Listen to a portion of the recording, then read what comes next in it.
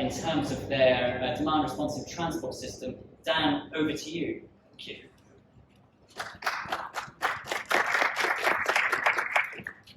Thanks everyone, and thanks for attending. So I want to start with a scenario for everyone in the audience. Let's imagine for a moment that an alien is coming down from space onto Earth. They look at our transport system. They're tasked with creating a sustainable and efficient transport system.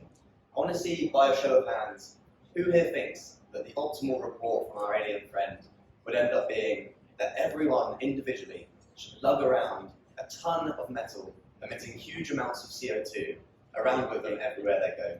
Does anyone think? No. No hands. Brilliant. So this is our mission at WeDRT. We want to get people out of single occupancy cars and into active and shared transport. At WeDRT,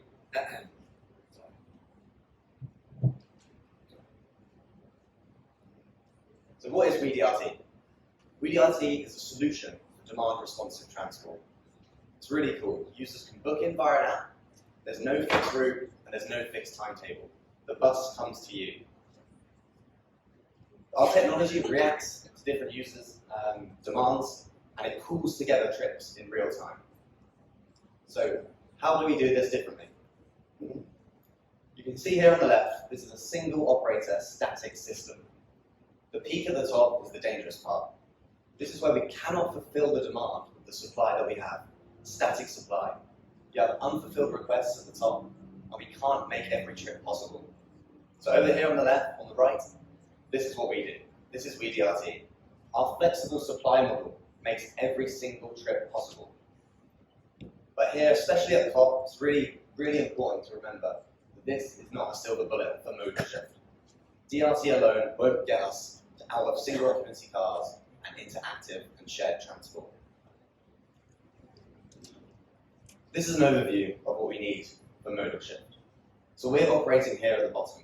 We're making the modes of transport that we have with the technologies that we have more efficient. This is where we live. We're making every trip possible from what we have. But what else do we need?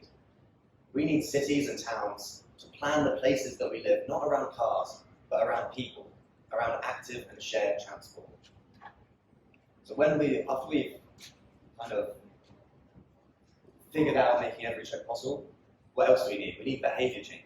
We need to actually utilize these efficient modes that we've created through WeDRT and other solutions. We need to get people into them initially. We need to change people's behavior. And that will get us to modal shift. So why is it so important? You can clearly see here that modal shift is very important. If we get 50% modal shift, then we have the ability to save 1.5 billion tons of CO2 emissions per year.